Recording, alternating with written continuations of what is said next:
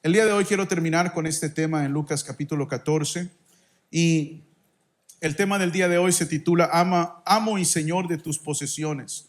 Amo y Señor de tus posesiones. Y con eso terminó el Señor Jesús sus palabras en Lucas capítulo 14 y eso es lo que vamos a hablar el día de hoy y vamos a resumir con el favor de Dios lo que hemos compartido durante los últimos 2 meses. Así que abran sus Biblias a Lucas capítulo 14 y pongámonos de pie una vez más y vamos a dar lectura a todo este pasaje una última vez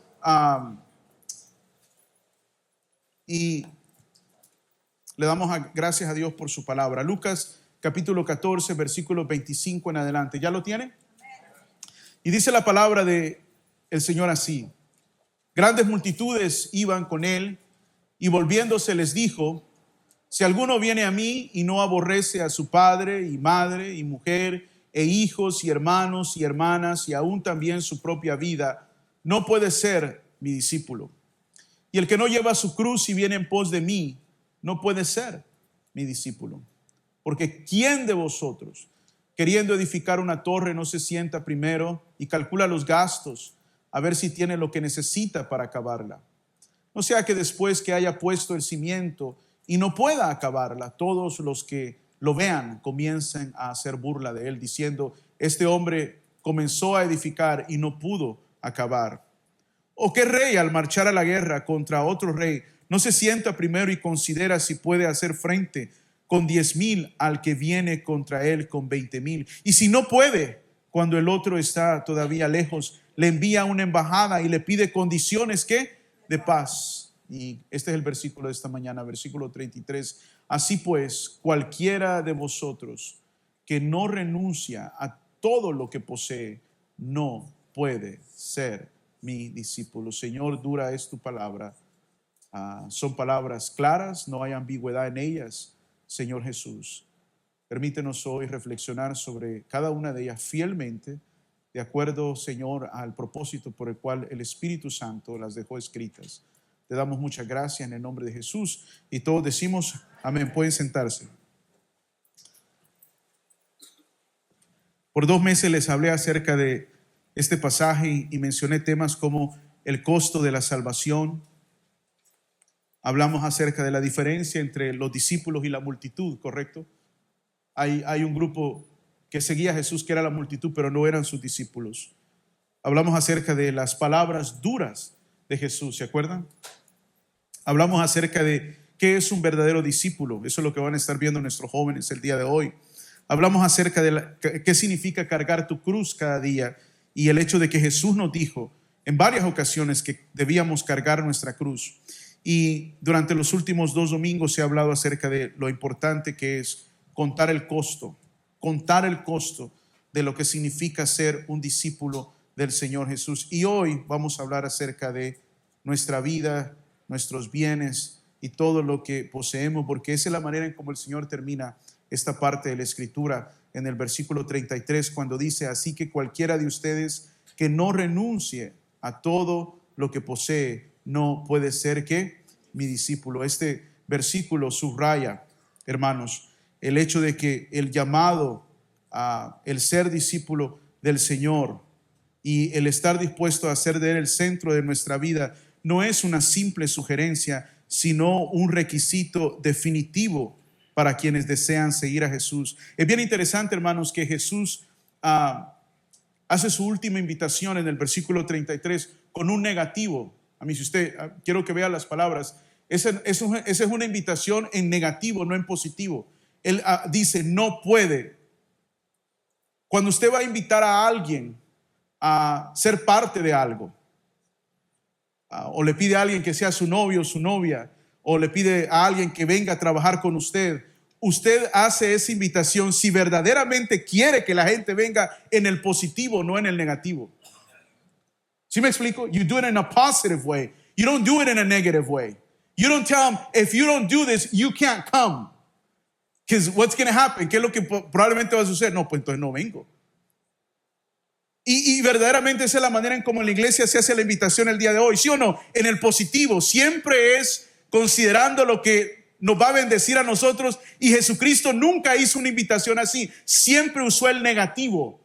Si ustedes no están dispuestos a dejar esto, no pueden ser mi discípulo. Déjeme decirle, no es la manera más cordial de hacer una invitación, pero es la manera correcta, es la manera en la cual usted le dice a las personas, esto es lo que va a costar, y no te atrevas a decir que sí si no estás dispuesto a pagar el precio.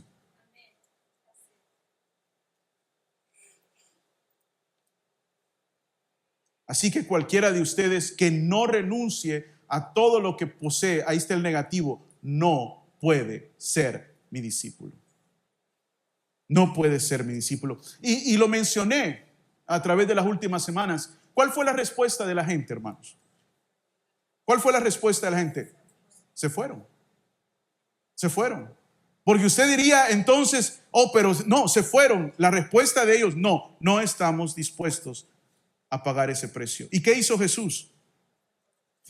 En el capítulo 6 del Evangelio de San Juan, que expande más sobre esta historia, cuando la gente se fue, cuando la multitud se fue, volteó a ver a sus discípulos, a los apóstoles, y les dijo, ¿quieren ustedes irse también? O sea, en otras palabras, ese día Jesús arrasó con todos. En otras palabras, ese día Jesús dijo, el que se quede conmigo verdaderamente se queda porque entiende el precio y está dispuesto a pagarlo. Yo creo que la iglesia debe de dar ese mensaje el día de hoy, aunque la iglesia se quede vacía. Aunque la iglesia se quede vacía, ¿de qué sirve una iglesia llena si está llena de gente hipócrita que no está comprometida con el Señor? Que son nominales y religiosos, y antes eran religiosos católicos y ahora son religiosos evangélicos.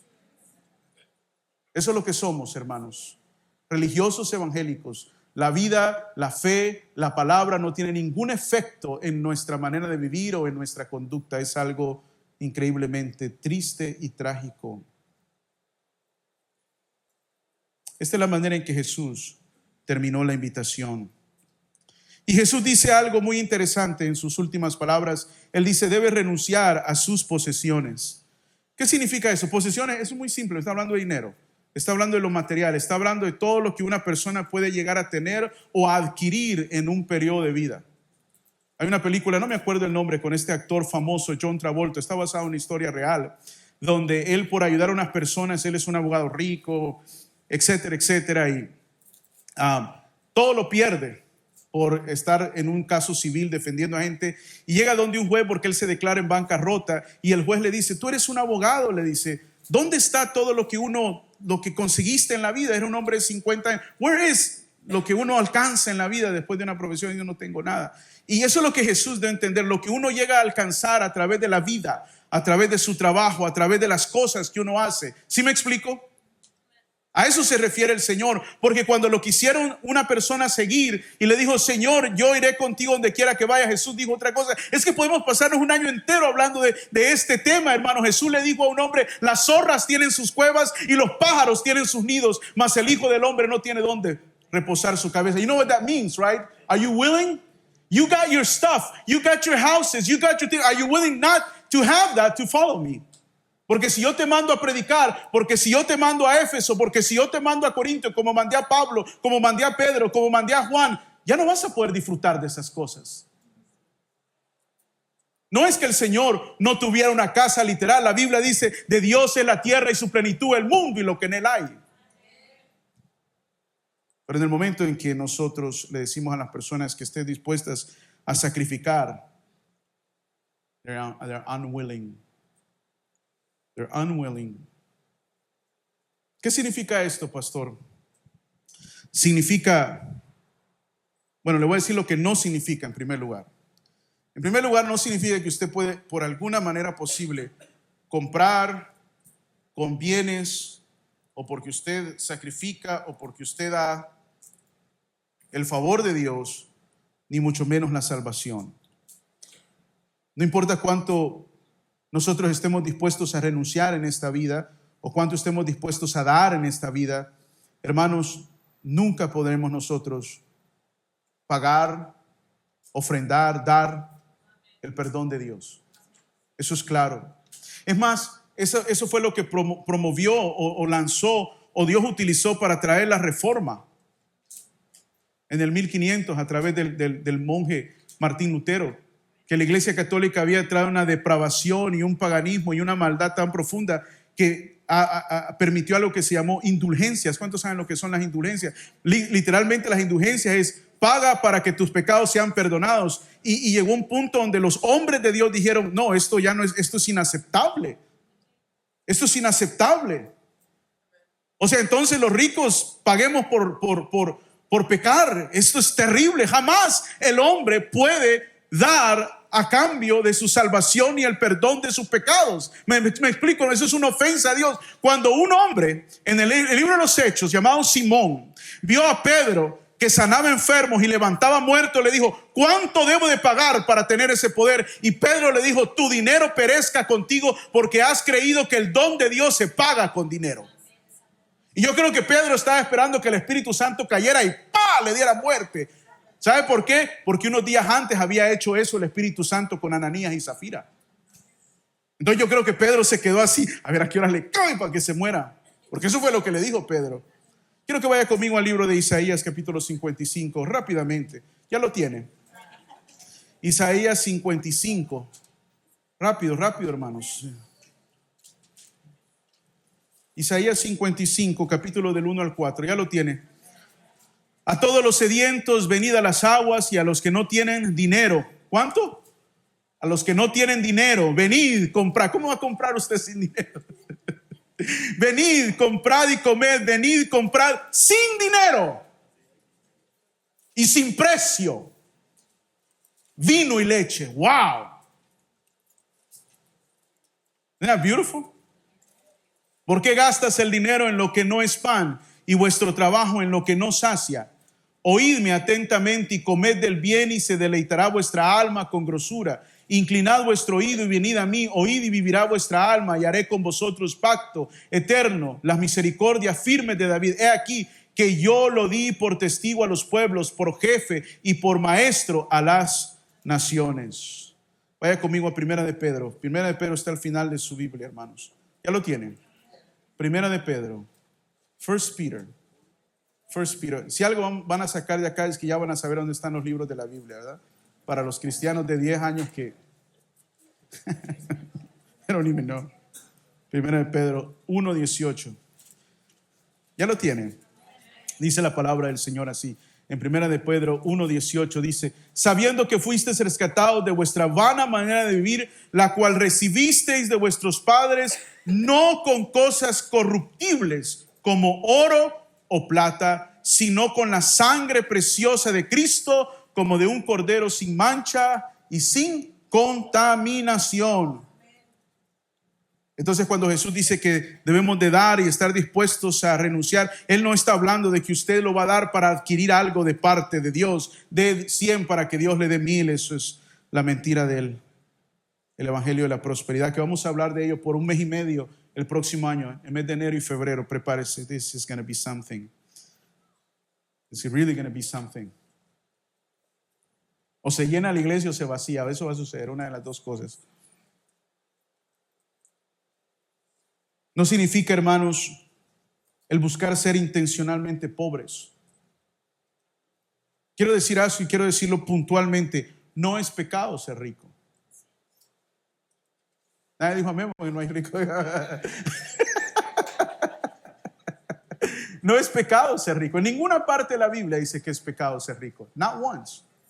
Dice el amor al dinero es el principio de todos los males. Pero usted puede ser rico sin tenerle amor al dinero. Usted puede tener respeto por el dinero. ¿Sí me explico? Saber manejar el dinero sin amar el dinero. El amor al dinero es el principio de todos los males. ¿Sí me explico, hermano? Es más, Santiago, no tengo el tiempo ahorita para leerlo, pero Santiago dice en su carta, si tú ves a un hermano entrar, dice, y porque lo ves vestido con corbata y con el anillo, le dice, ay, usted venga, pero acá siéntese, hermano. Y ves allí al pelagato que entra, que los zapatos parecen la lengua del perro, que chacletean así, ¿verdad? Y usted allá atrásito, allá. Sí, hombre, se siente. Dice, has pecado contra el Señor, porque has hecho distinción de personas. Has hecho distinción de personas. Y eso es algo, hermanos, que nosotros debemos de luchar contra eso en nuestros corazones siempre. Siempre. Desde hermanos en Cristo, desde líderes, de pastores, líderes denominacionales, porque aunque predicamos en contra de ellos, somos guiados por ellos. ¿Sí me explico, hermanos? Y es algo que el Señor desprecia y rechaza. Desprecia y rechaza. En el libro de los Hechos dice, asociándonos con los pobres y con los humildes. ¿Sabe que usted debe de procurar pasar tiempo con gente humilde de condición? Por eso yo lo reto a que me acompañe a Nicaragua. Nosotros estamos en una posición económica completamente distinta a nuestros hermanos en Nicaragua, hermanos. Amén. Habiendo dicho eso, los reto a que nos apoyen en el comedor de Nicaragua, a que renueven un compromiso por el comedor de Nicaragua. Y oremos por Nicaragua porque verdaderamente esta semana la cosa entró en una situación increíble. Han hecho un cambio a la constitución que prácticamente ahora el dictador Daniel Ortega es el rey. Es el rey, es algo muy duro.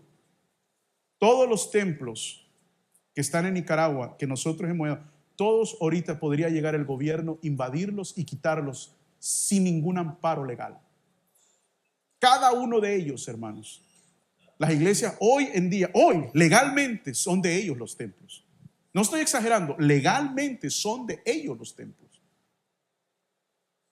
Que Dios derrame su juicio sobre ellos, ¿sí o no, hermanos? Y Dios ayude nuestras iglesias. Pero no es intencionalmente buscar el ser pobres. No es reconocer, o más bien es reconocer, hermanos, que su dinero se queda en su bolsa. Pero ahora ese dinero tiene un dueño y ese dueño es Dios. Y que nosotros somos administradores de ese dinero. Cuando uno viene y acepta a Jesucristo como Señor, también eso se extiende a tu dinero. No crea que todo termina en su dinero. Oh, todo es mi Señor menos el dinero. No, eso es lo que quiere decir. También tus posesiones ahora son mías. Yo te permito que las administres como tu vida, como tus dones, pero es mío. Todo es mío. Y cuando uno se pone a pensar, si Dios es la tierra y su plenitud, el mundo y lo que en él hay, lo hace por nuestro beneficio. Lo hace por nuestro beneficio.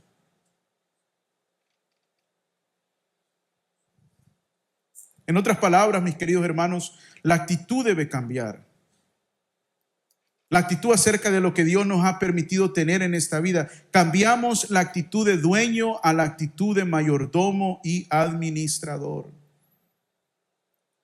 Jesús llama a una rendición total. Quiero ponérselos en la pantalla esto que escribí. Jesús llama a una rendición completa de todas las posesiones terrenales, relaciones, ambiciones e incluso la voluntad personal. Eso es lo que hemos visto, ¿sí o no? Esto no significa necesariamente vivir en pobreza o abandonar las responsabilidades. La Biblia dice: el que no provee para su propia casa es peor que un impío y ha negado la fe.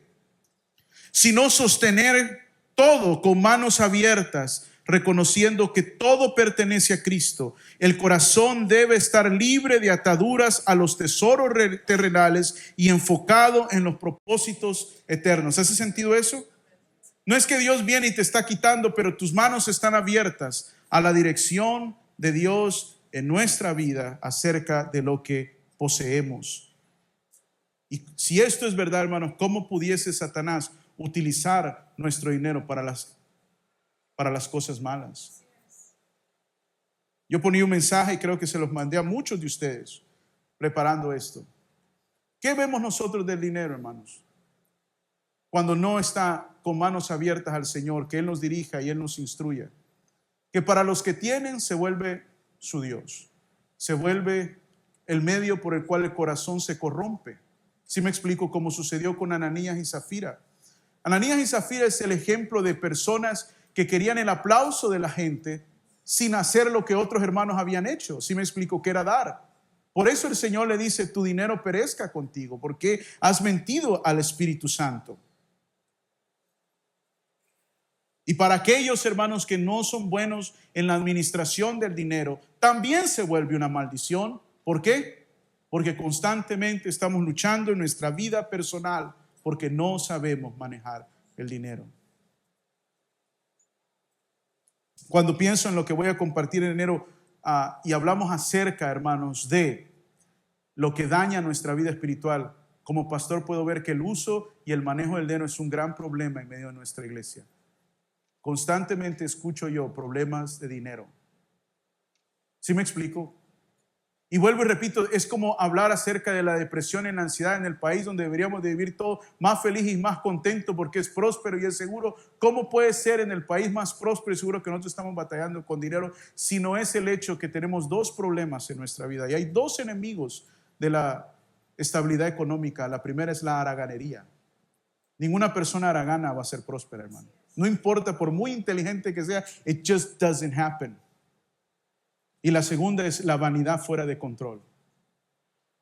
Our ego, our vanity is out of place. Vivimos por encima de lo que somos, de lo que ganamos, de lo que deberíamos de hacer. ¿Sí me explico? Entonces, ¿qué hace Satanás con esa falta de sabiduría? Nos encadena, nos encierra y nos destruye.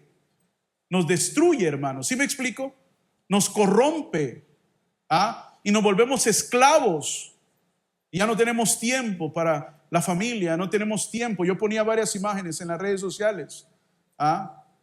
No tenemos tiempo para pasar con los hijos, no tenemos tiempo para descansar, no tenemos tiempo para servir. ¿Por qué? Porque no hicimos caso a la palabra del Señor cuando Él dijo, y no todo aquel que esté dispuesto a dejar todas sus posesiones, de tomar la palabra de Dios y hacer de ella la guía y el factor principal en cómo nosotros vemos el dinero. Ser un discípulo de acuerdo a estas palabras significa, hermanos, una entrega absoluta.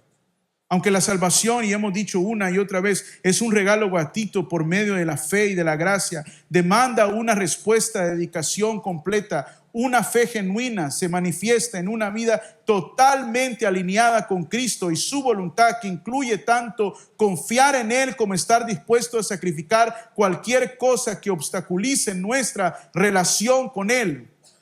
El discípulo de Cristo no puede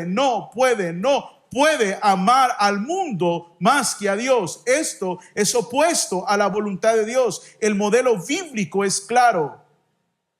En Primera de Juan, y ustedes lo saben muy bien porque lo hemos leído cantidad de veces, este pasaje, Primera de Juan, capítulo 2, versículo 15, deberían de ustedes, amados, tener esto memorizado. ¿Qué dice? En Primera de Juan 2:15 dice lo siguiente: no améis al mundo. No améis al mundo. Hay tres tipos de mundo en esta vida, hermanos. La Biblia utiliza la palabra mundo de tres diferentes maneras. La primera, porque de tal manera amó Dios que al mundo. No es este mundo el que está hablando. El primer mundo es la gente, la cual Dios amó. El segundo mundo es la naturaleza, lo que hay, lo que ve usted alrededor. Y el tercer mundo del cual habla la Biblia es el sistema de valores, la maldad que hay en él. ¿Sí me explico? Entonces, por eso dice Jesús en Juan, no améis al mundo ni las cosas que hay en el mundo. Si alguno ama al mundo, el amor del Padre, ¿qué? No está en él, porque todo lo que hay en el mundo, los deseos de la carne, los deseos de los ojos y la vanagloria de la vida, aquí está el dinero, hermanos, la vanagloria de la vida no proviene del Padre, sino del mundo. Y aquí está otra explicación por qué no debemos de hacer esto. El mundo pasa y sus deseos, pero el que hace la voluntad de Dios permanece, ¿qué? Para siempre. ¿Dónde comienza esta obediencia al Señor? Bueno, comienzan las cosas básicas de la fe cristiana, hermano. ¿Cómo qué? ¿Cómo venir a la iglesia? ¿Cómo venir a la iglesia? ¿Cómo nosotros vamos a ser discípulos del Señor si ni siquiera podemos tomar el compromiso concreto de venir a la iglesia? Pero ya que estamos hablando, mis queridos hermanos, acerca de las posesiones, representa nuestro trabajo, que representa nuestro dinero, que representa muchas veces deudas, que representa, hermanos, muchas veces instancias o manifestaciones de nuestra vanidad.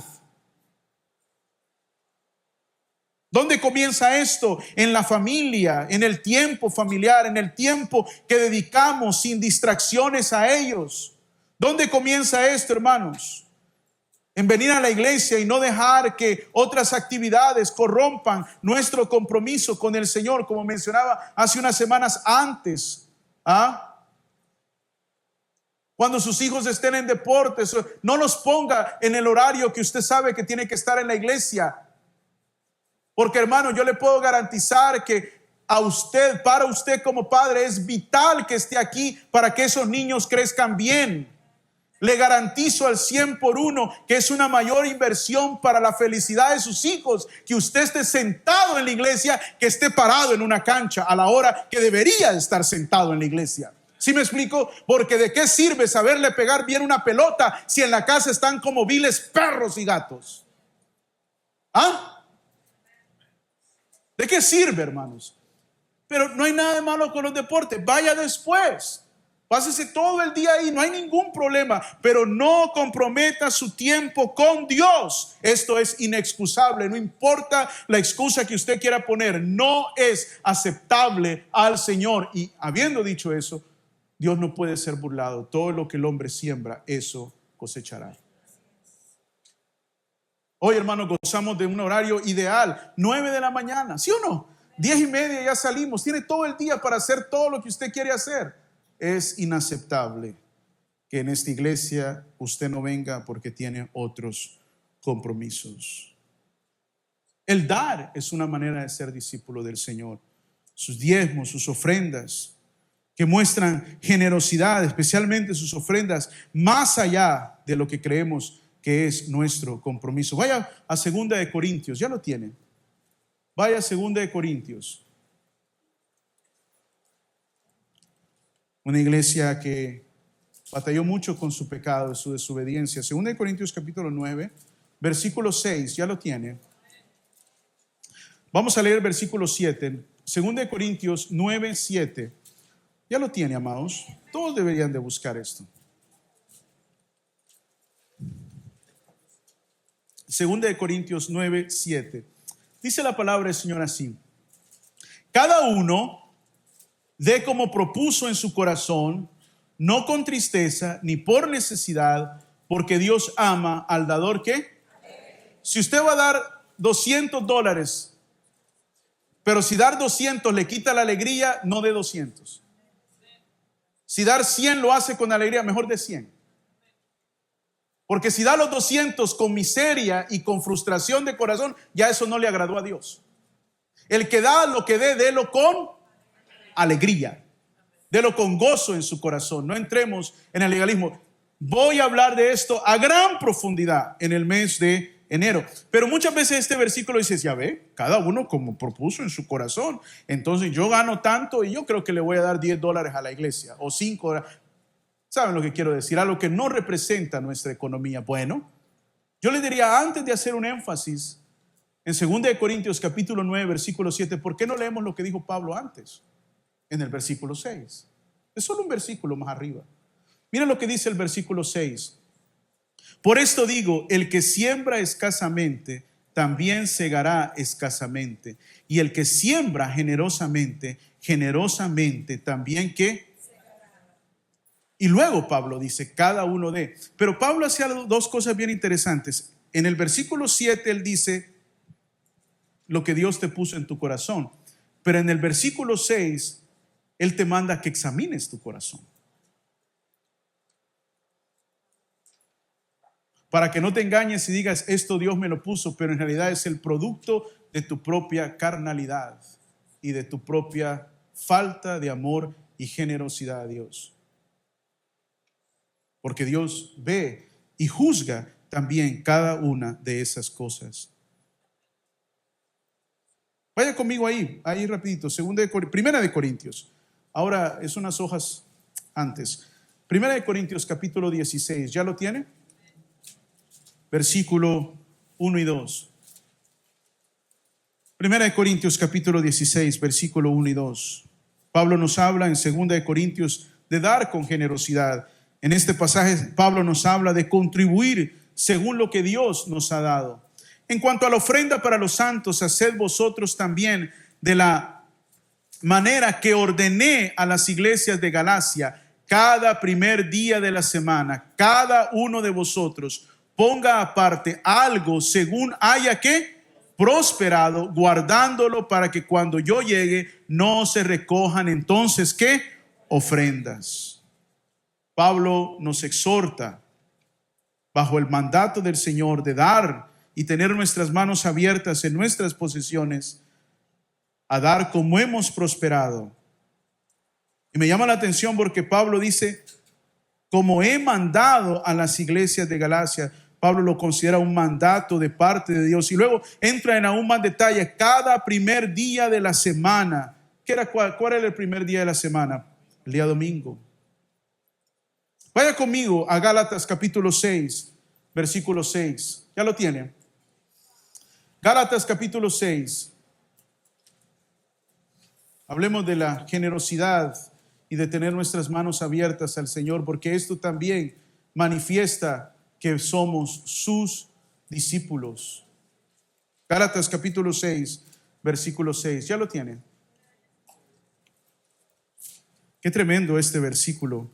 Este versículo habla de apoyar a los que enseñan la palabra de Dios. El que es enseñado en la palabra haga partícipe de toda cosa buena al que lo instruye.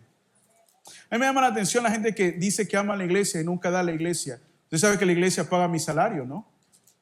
Y aunque es un poco incómodo decirlo de acá, si usted no contribuye a la iglesia, ¿cómo usted puede decir que ama al que le enseña la palabra de Dios?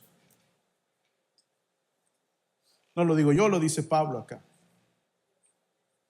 Que uno ayuda y sustenta al que le enseña la palabra de Dios. ¿Por qué? Porque hay preguntas del día de hoy. ¿Los pastores deberían de ser pagados? ¿Debería el pastor recibir un salario? ¿Qué importa lo que opinamos los pastores? Lo que importa es lo que dice la palabra de Dios. ¿Estaríamos de acuerdo con eso? ¿Que lo que importa es lo que dice la palabra de Dios? Vaya conmigo a 1 Corintios, capítulo 9. ¿Ya lo tiene? 1 Corintios, capítulo 9. Esto es sumamente importante. Versículo 13 en adelante. 1 Corintios, capítulo 9, versículos 13 en adelante. Dice la palabra del Señor así. En 1 Corintios 9, 13. ¿No sabéis que los que trabajan en las cosas sagradas comen del templo? ¿Y que los que sirven al altar del altar participan? Así también ordenó el Señor a los que anuncian el evangelio que vivan del evangelio. Y fíjense las palabras que utiliza Pablo. Así ordenó el Señor que los que predican del evangelio vivan del evangelio. Creo que eso responde toda interrogante y duda. Eso quiere decir que los pastores deben de vivir una vida por encima del estándar de los miembros de su propia iglesia. Yo creo que alguien una vez dijo que la buena medida de la vida de un pastor es que viva de acuerdo a cómo los demás hermanos de su iglesia viven. ¿Sí me explico? Creo que es un buen estándar de vida. Pero cuando el pastor vive una vida que nadie o quizá el 1% de su iglesia vive así, esto no va de acuerdo, creo yo, a la buena práctica y a la buena conducta. ¿Estaríamos de acuerdo con eso? Entonces Dios nos manda a hacer eso, porque cuando nosotros pensamos en el Señor Jesucristo, Él dedicó su vida a la predicación de la palabra de Dios. Este pasaje subraya que es un mandato del Señor, que aquellos que se dedican su vida al ministerio puedan sostenerse económicamente a través de ello. Es un mandato del Señor. Y es algo difícil en veces para los pastores tener que hablar de eso, porque uno parece como que se estuviera defendiendo a sí mismo. Y yo siempre he batallado con eso, pero en el estudio de los varones, estudiando el libro de Pablo y la vida y liderazgo de Pablo, veo cómo él tuvo que defenderse, su apostolado, su ministerio, su predicación con los hermanos de Corinto. A través de los meses y los años he escuchado, es que yo no confío en el liderazgo del pastor Víctor, por eso no doy. I've heard that. Y mi pregunta es esta: si usted no confía en mi liderazgo para dar, ¿cómo es que usted se siente a escuchar lo que yo predico? That's being a hypocrite. Eso es ser hipócrita. ¿Cómo confía en la palabra que yo predico, pero no para dar su dinero a esta iglesia? Si esa fuera mi manera de pensar, si yo fuera miembro, yo me iría a un lugar donde yo confío en el líder, no solo en la predicación, sino también en donde yo puedo dar. Eso en realidad da cabida a la obra de Satanás en nuestros corazones. Y mi deseo, hermanos, es que usted sea sano en todas las cosas y que de ninguna manera Satanás tome ventaja de su corazón. Y sobre todas las cosas, que no sea engañado por el enemigo. Esto, hermanos, traerá consecuencias terribles a nuestras vidas. Él tomará ventaja de ello. Entonces quiero terminar en esta mañana recordándoles un ejemplo de la Biblia, y es el joven rico. Do you remember him? Es el joven rico. El joven rico es el perfecto ejemplo de lo que Jesús quiso decir aquí. Yo he estudiado y he leído mucho la historia del joven rico y le he predicado cantidad de veces, y otra vez la volví a leer una vez más esta semana y ya lo sabía, pero me volvió a impactar que la historia del joven rico está en los 3 evangelios. Está en Mateo, está en Marcos y está en Lucas. El único evangelio donde no está es el evangelio según San Juan. Y sabe que todos los que estudian la Biblia, los eruditos dicen, cuando algo está en los 3 evangelios, quiere decir que el Espíritu Santo le dice a la iglesia, esto es algo que debe estar grabado en la mente y en el corazón de las personas. Porque el espacio en este libro this is the most expensive real estate. If it's in here, it's incredibly important. And if it's in here 3 times, it's beyond important. Si está aquí más de una vez, si está aquí una vez, es importante. Si está aquí 3 veces, es de lo más importante. Todos se acuerdan de la historia del joven rico, ¿sí o no? Pero por aquellos que no se acuerdan, vamos a Mateo capítulo 6 y con eso terminamos en esta mañana. Mateo capítulo 6, ¿ya lo tiene? Siento que el tiempo vuela, ¿sí o no, hermanos? Yo sé, mis amados, vamos a solucionar eso un poquito el próximo año. Un poquito, no mucho. Just a little bit. Mateo capítulo 6, ¿ya lo tiene? Yes. I pray that you do. Mateo 6, 19. No, ese no era. ¿O sí? No, Mateo 19, ¿qué estoy diciendo yo? Mateo 19, perdón, amados. Mateo 19, versículo del 16 al 30. Y no lo vamos a leer todo. Creo que lo voy a tener que parafrasear. Bueno, lo vamos a leer, 16. Entonces vino uno y le dijo, maestro bueno, ¿qué bien haré para tener la vida eterna? Y él le dijo, ¿por qué me llamas bueno? Ninguno hay bueno sino uno, Dios. Mas si quieres entrar en la vida, guarda los mandamientos. Le dijo, ¿cuáles? Y Jesús le dijo, no matarás, no adulterarás, no hurtarás, no dirás falso testimonio, honra a tu padre y a tu madre y amarás a tu prójimo como a ti mismo. El joven le dijo, todo esto lo he guardado desde mi juventud. ¿Qué más me falta? Jesús le dijo, si quieres ser perfecto, anda, vende todo lo que tienes y dale a los pobres y tendrás tesoro en el cielo, y ven y sígueme. Y oyendo el joven esta palabra se fue triste porque tenía muchas posesiones. Entonces Jesús dijo a sus discípulos, de cierto os digo que difícilmente, no imposible, pero fíjense las palabras de Jesús, difícilmente entrará un rico en el reino de los cielos. Eso hay que ponerle atención, hermanos. Quiere decir que el dinero, hermanos, es una de esas cosas que tiene un gran poder para la corrupción del corazón del hombre. Porque si no, no fuera difícil para un rico entrar en el reino de los cielos. Pero Jesús dice, aquel que tiene muchas posesiones le es más difícil. Por eso el pobre está más cerca siempre de Dios. No sé si me explico, hermanos. Por eso los países más ricos y más desarrollados son muchas veces, en gran mayoría, ateos y apartados de Dios. ¿Por qué? Porque el rico siente que no necesita a Dios. Se siente muy contento, muy capaz, muy autosuficiente. El punto aquí, hermanos, es que Jesús Está predicando, se acerca a un joven y le dice: ¿qué debo de hacer para merecer la vida eterna? Y la pregunta es buena porque está buscando la vida eterna, está buscando aquello que es bueno, como cada uno de nosotros al venir aquí a la iglesia estamos buscando estar cerca del Señor. Y Jesús le dice: bueno, tú conoces los mandamientos. Si quieres ser perfecto, ninguno es perfecto, pero si quieres ser perfecto, mira los mandamientos. Y el joven le dice: todos los he obedecido desde mi juventud. Era un hombre joven religioso, era un hombre moral, era un hombre que caminaba de cierta manera correctamente. Entonces Jesús, como conocía todas las cosas y conocía el corazón de cada uno de ellos, no midió palabras y se fue directamente al punto: vende todo lo que tienes, dale a los pobres y sígueme. ¿Quieres verdaderamente ser mi discípulo? No puedes ser mi discípulo y amar todo lo que tú tienes por encima de mí.